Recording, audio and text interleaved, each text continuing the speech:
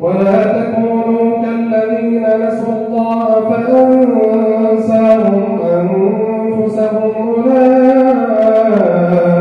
هم الفاسقون لا يستوي أصحاب